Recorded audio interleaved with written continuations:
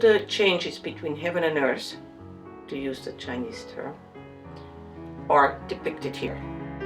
And this book is the basis of all Chinese culture, Chinese medicine, Chinese philosophy, Chinese statecraft.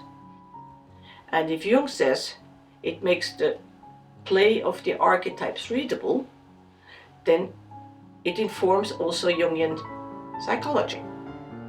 It's a two-way traffic, if you want.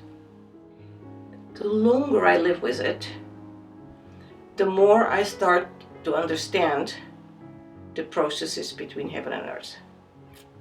And the longer I live with it, which is about 40 years now,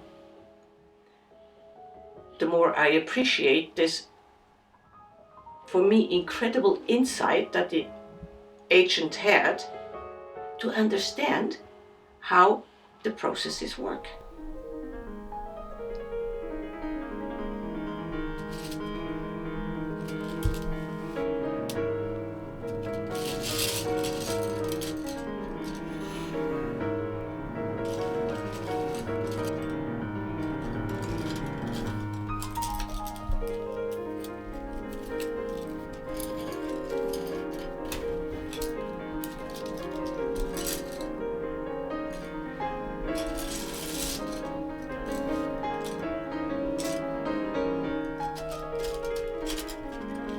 There is no other book in the world, and that's probably the reason why, as the only oracle book, it survived, who goes that deep.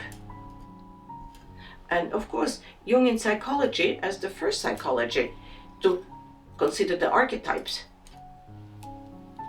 it's highly instructive. This is more proven across centuries and many, many years, 3,000 years more or less. And Jungian psychology blends into it.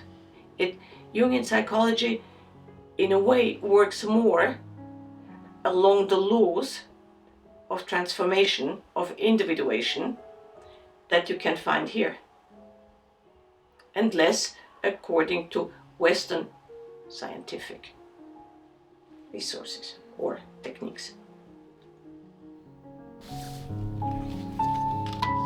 With the student as ISAP, it's very interesting if I can show them that I Ching hexagrams are like great dreams, and it's the same thing, and that they have to find their own answers to the great dream, but also to a hexagram.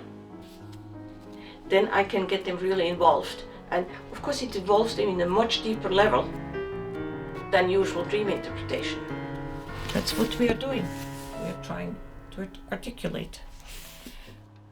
Because there are the laws that govern the universe, and they start to reconnect, and it runs deeper. And all of a sudden they say, aha, that's another deeper way to understand dreams. Because in Jungian psychology, this is not a coherent dream interpretation. Here you could develop it.